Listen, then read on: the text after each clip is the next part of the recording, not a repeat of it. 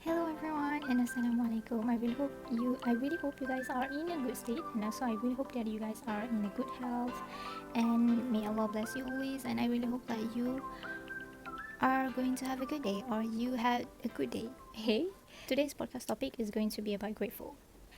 I'm pretty sure everyone knows on how to be grateful, right? Bersyukur. We know on how to untuk bersyukur kan? Because it's something that everyone knows, but not everyone do it. Why? Maybe because for us it feels like something remeh, or maybe for us it feels like maybe because it's the most simple thing that we can do. We feel like it's something that yang kita boleh remehkan. Maybe it's something that we just simply like, you know what, I'll do it later. And then once the later comes, you'll forget. Maybe you just like get busy with other things and yada yada. So basically, grateful is actually for me sangat penting sebab bersyukur ni bila kita bersyukur, I don't know about you guys, but for me bersyukur ni adalah salah satu kunci yang you boleh pegang untuk kebahagiaan dan juga kemanisan kehidupan. Try untuk setiap hari listkan at least beberapa perkara, at least 3 perkara lah. I believe you can have more than 3. Okay, but at least maybe 3, maybe 10, more than 10 also can, but I'm just simply saying try to list things that you should be grateful about yourself. Try to reflect back again. Because sometimes we tend to get busy with our routine, right? With our busy life, our work, our assignments and everything. We might forget to just like stop a moment, take a breath, and also just list a few things that we should be grateful. Because sometimes we tend, I don't think sometimes, I think most of the times we tend to actually see the grass is greener on the other side, and we actually forget we also can actually make our grass green by actually watering our plants, membaca, so I think we forget that sometimes, okay, with what we have. Because for me, tak semua orang um, as lucky as us. Not everyone is as lucky as us. Some people, unfortunately, they do not have what we have. Okay, the point of being grateful is not untuk mengecilkan orang lain, bukan untuk mengecilkan orang lain tau. It's more to us. Dia lebih kepada untuk diri kita. Okay, despite seberapa banyak benda yang kita ada kat sekeliling kita, kita kena sedar diri and kita kena like reflect ourselves. Kita sebenarnya ada banyak benda, tapi we tend to forget to actually take a moment untuk bersyukur. Macam tu, okay? Bukan untuk mengecilkan orang lain, just simply feel macam, contoh when you ada sesuatu perkara yang orang lain tak ada, just simply say Alhamdulillah, or just be grateful. Okay, because for us to be aware of ourselves and also the people surrounding, and also for us to have empathy, and also salah satu rahsia untuk kebahagiaan dan kemanisan. Kadang-kadang kita serabut kan, macam kadang-kadang kita macam have a very messy day and everything. So try to take a moment and just be grateful. Try to see from the good sides of your life. Sometimes because we tend to actually see what we have less, what we don't have. So try to take a moment and see what you have, and just say Alhamdulillah. And basically, Alhamdulillah is not the only way for us to be grateful. It's actually, there are a lot of ways for us to be grateful. One of it, say Alhamdulillah. Another way is actually by using your nikmat or rezeki or any of your kelebihan for a good purpose, okay, using it well, not wasting it and everything. That is another way for us to be grateful. And basically the smallest thing tu adalah nikmat juga. I mean, like rezeki, things that we tend to take for granted or it just go unnoticed. It's like contoh perkara yang kita boleh bersyukur ada banyak. Contohnya macam Alhamdulillah, we are still alive today, we are still breathing, because some people they do not get the chance, okay. Alhamdulillah, we are still healthy, because some people they do not get the chance as well. Okay, diorang mungkin tak sihat hari ni, they are not feeling well, they are feeling pain and other things. Alhamdulillah, we get food to eat. Okay, untuk berbuka nanti, untuk sahur tadi, we have food. At least we have food. Maybe it's not something yang grand, tapi at least we have food to actually alas perut and untuk isikan perut, untuk bertahan untuk sehari.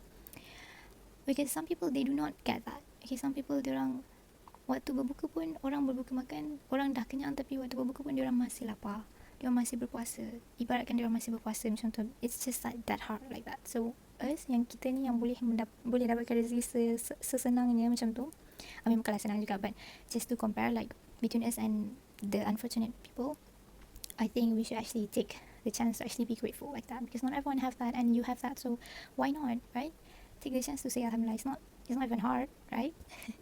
And then apa lagi, Alhamdulillah you have a house to live in. Ada orang tak dapat nak waktu sekarang ni hujan, selalu hujan, Alhamdulillah. But for some people, unfortunate people, they do not have house to live in. So you dapat selesa, you dapat baring, you dapat duduk. I guess that's just one thing that we should be grateful to. Alhamdulillah, we have car, we have transportations to actually go anywhere. Okay, using Grab and everything, just call, make a call, or like just order and everything, you know. And if you want to make a delivery, food delivery, you just simply like decide to order through Grab, through Food Panda and everything. Just as simple as that. But for some people, they do not even have enough money to do that. They do not even have any technology to do that. They do not even have enough things to actually have what we have as easily today. So that's another thing for us that we can be grateful for, okay? And a lot more actually. So I'm pretty sure you can get more than that if you focus and try to reflect back what you already have in your life. Macam tu, especially kan, things yang kita pernah minta, like berdoa. Dulu kita tak ada, kita berdoa, kita dapat sekarang. I think that's another thing that we should and we must be grateful for. Because despite everything that we have done, dosa and everything, but we still get what we want. I think that's just another thing that we really, really should take in the account. Okay? Another way that you can actually get, like you will get that kind of feelings macam, oh Alhamdulillah, at least I have this, okay? It's actually one of many ways, but especially waktu Ramadan ni adalah bila you bergaul dengan orang. Like of course sekarang kan tengah COVID, but I'm just saying selalunya especially waktu Ramadan kita ada macam gathering or anything, macam pergi I don't know, macam sedekah or pergi membantu orang yang memerlukan, bergaul dengan diorang, melihat keadaan diorang. I'm pretty sure that is one of many ways for us to actually activate our grateful feeling and also empathy feeling. Sebabnya bila kita keluar ke dunia, dan jadinya bila kita bergaul dengan orang, kita akan lebih aware dengan keadaan sekeliling and not to focus on our problems or on our weakness. Macam we tend to highlight things yang kita tak ada, tapi kita lupa to take a moment to actually bersyukur dengan perkara yang kita ada, macam tu. Because as how much we envy orang lain, macam as how much kita cemburu akan orang lain, apa yang diorang ada, kita lupa ada orang lain yang cemburu akan kita atas apa yang kita ada. Bukanlah nak kata macam kita ni ada banyak perkara, tapi nak dikatakan for sure ada perkara yang you sendiri pun ada tapi orang lain tak ada. Macam mana you pandang orang lain tu ada benda yang you tak ada, faham tak? Macam tu.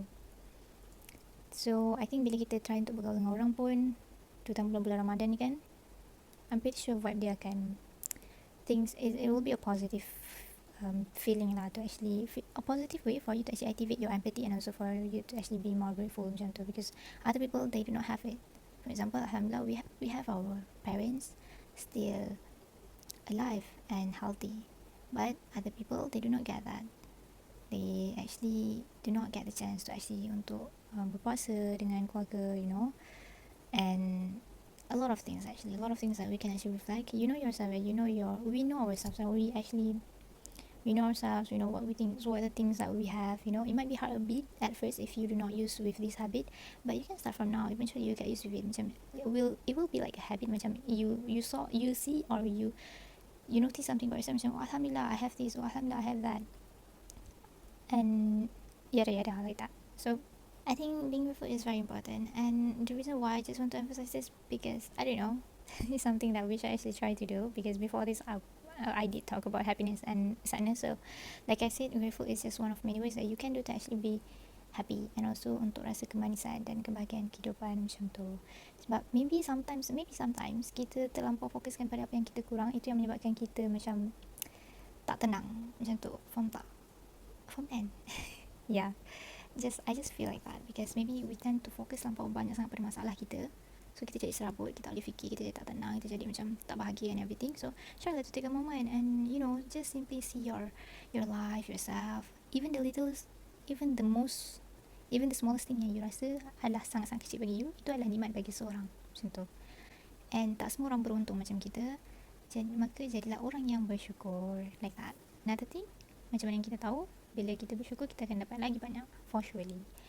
And for me, it's not only we can focus on good things. For me, we also can focus on bad things as well, okay? Because it's like macam dugaan or test. Okay, for me, it's actually one of many nikmat yang mana kita boleh dapat. Dugaan tu for me adalah salah satu nikmat juga. Sebabnya dari situ kebanyakannya perkara I belajar daripada situ lah. Banyak perkara yang belajar, banyak perkara yang kita belajar adalah daripada dugaan. Bila kita gembira ni lebih macam, oh, it feels very very sangat-sangat kejap. Tapi bila kita ada dugaan, from there kita banyak belajar. Sebenarnya kita banyak belajar keindahan, nikmatnya bersabar, cara bersabar. You banyak belajar keindahannya, kenikmatannya berharap pada Yang Maha Esa, kenikmatannya untuk sabar, kenikmatannya untuk menunggu. Sebabnya tak lain orang tu lain dugaan dia kan. Orang ni dapat dugaan macam ni, orang tu dapat dugaan macam tu. It based on our own limit, and everyone has different limits that they can go through. So for me, dugaan tu pun adalah salah satu nikmat that we can actually be grateful for. Okay, try out. Kita boleh berdoa untuk we pray for us to be someone. Kita menjadi orang yang bila pandang suatu perkara tu, tak kira dah baik ke buruk ke, sebaik-baik perkara ke atau seburuk-buruk perkara pun, kita masih dapat hikmah dia. Kita boleh macam still nampak kebaikan dia, or kita masih boleh nampak kita masih boleh nampak hikmah dia. Sebab daripada situ kita boleh belajar banyak perkara. For me, macam yang cakap tadi, selalunya orang yang sebelum Ain cakap yang sebelum-sebelum pun, yang Ain cakap selalunya kalau perkara yang sedih tu lah, perkara yang macam susah tu lah yang banyak mengajar kita daripada perkara yang senang kan. Contoh kalau macam cikgu kat sekolah pun, korang selalu ingat yang mana? Korang mesti selalu ingat cikgu yang garang kan, daripada cikgu yang you guys, we remember everyone lah, but yang paling highlight yang you akan remember adalah guru yang garang ke guru yang tak. For me, guru yang garang yang paling Ain akan highlight, yang Ain macam paling ingat lah macam tu. So dia macam ibarat tu lah, walaupun kita mungkin tak suka at first, tapi bila benda tu dah berlalu nanti, bila kita reflect balik kan, benda tu sebenarnya banyak mengajar kita, banyak mendidik kita dan sebagainya. Okay, dan dugaan ni dalam macam-macam bentuk lah, which I don't know for you, but different people can have different dugaan. So I'm just saying, different dugaan tu ada different nikmat dia, ada different things that we learn to actually get ourselves to make ourselves be better, like that. So for today's podcast topic, I think it's actually a very, very short podcast that I want to share with you. So I'm just going to end up this podcast with these two things that I saw on my Twitter DL. So I just want to share with you because I feel like it's related with today's podcast. To end this podcast, I'm just going to say these two. So the first tweet that I saw was actually from this one account. The tweet sounds like this: happy are those who take life day by day, complain very little, and are thankful for the little things in life. That's number one. And number two, which is also the last one. This one is from Mizi Wahid. I'm pretty sure you guys saw this, but I just want to say it because it's related to our topic today, which is, it sounds like this: are you unhappy about some common routines you have to do regularly? Instead of complaining that you have bills to pay, be grateful that you have a house to live in. Instead of complaining about the mess you have to clean up every day, be grateful that you have a family at home. Instead of complaining that you have taxes to pay, it just means you have a job or income. Instead of complaining about your neighbors who sing karaoke off-key, it just means that you can still hear clearly. On the flip side of every complaint is something to be grateful for.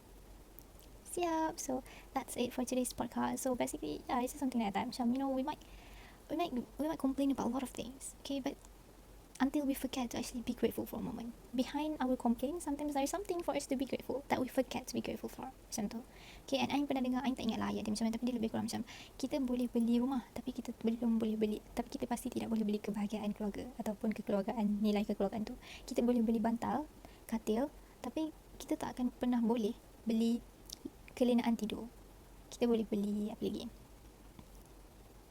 Yang tak ingat lah ya, tapi macam tu lah. Maksudnya kita boleh beli harta benda semua ni, tapi kita tak akan pernah boleh beli kebahagiaan, kita tak akan pernah boleh beli kelenaan tidur, kita tak akan pernah beli kekenyangan.